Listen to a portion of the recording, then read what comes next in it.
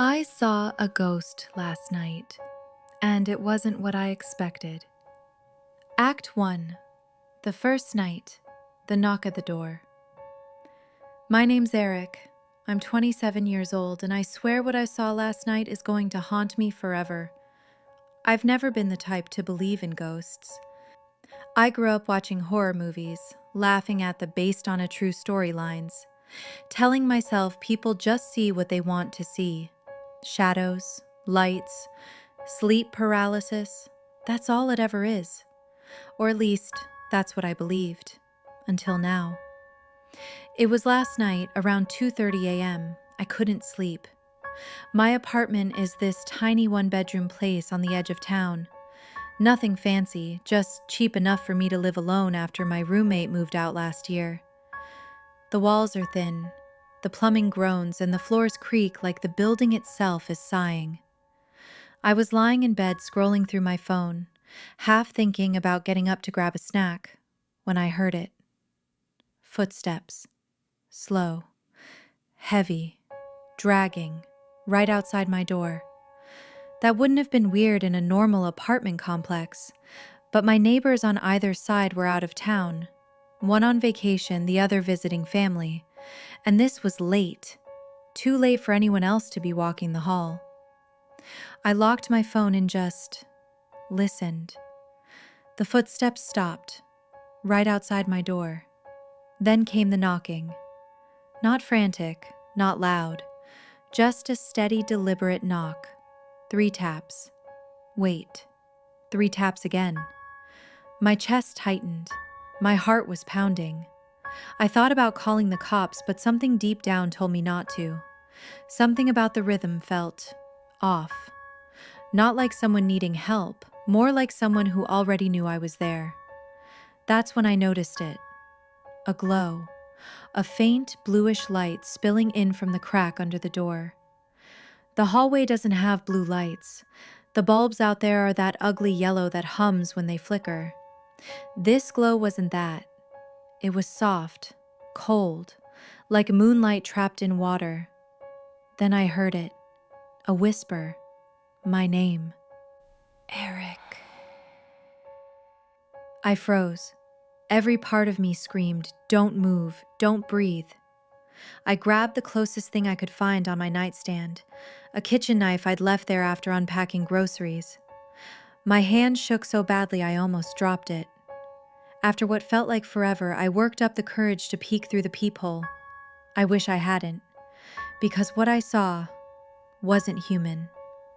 It looked like a woman, but her face was wrong. Blurred, like her skin was sliding off her bones. Her eyes were just empty, black. No whites, no color, just pits. Her mouth moved, whispering my name again. I stumbled back from the door so fast I nearly tripped. My whole body was ice cold. I remember whispering to myself, "This isn't real. This isn't real." But then the door handle began to turn.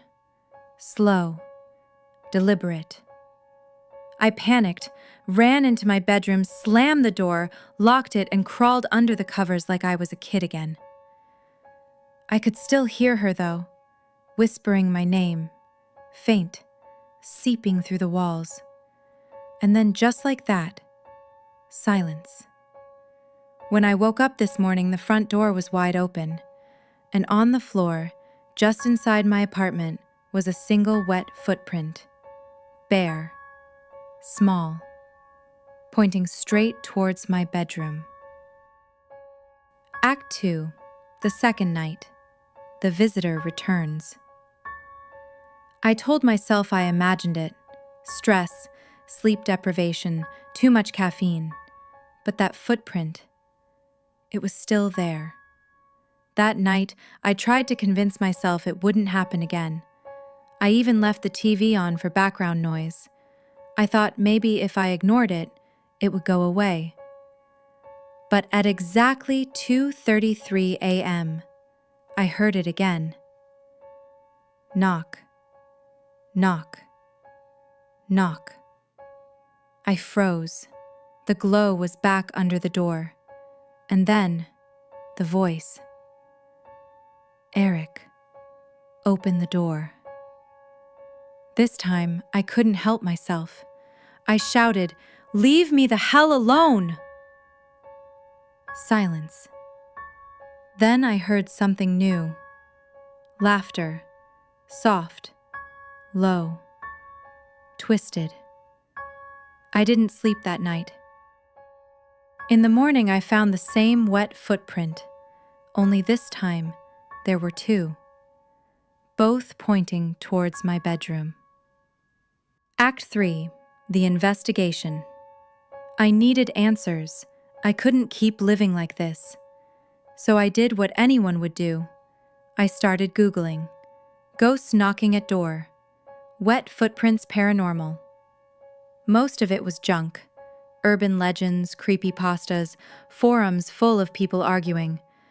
But one thing kept coming up: spirits attached to people, not places. That made me sick, because it meant moving out wouldn't solve it. That night, instead of hiding, I set up my phone camera facing the door. If something happened, I wanted proof. At 2:30 a.m., right on schedule, the knocking came. The light.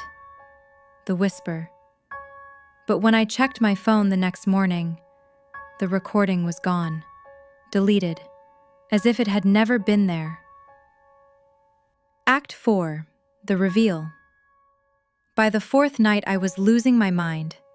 I hadn't slept. I barely ate. I knew she would come back. And she did. This time, I didn't hide.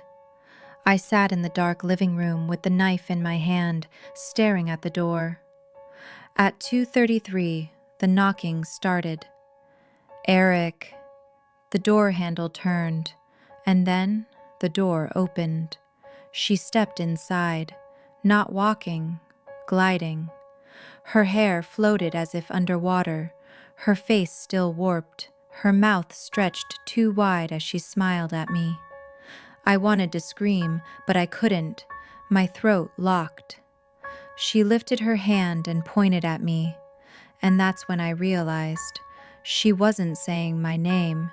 She was repeating it over and over, like she was calling me, claiming me. I dropped the knife. My legs gave out. I remember collapsing, the room spinning, everything going black. When I woke up, it was morning. The door was shut. Everything looked normal, except for one thing. On my bedroom mirror, written in condensation, were the words, "See you tonight."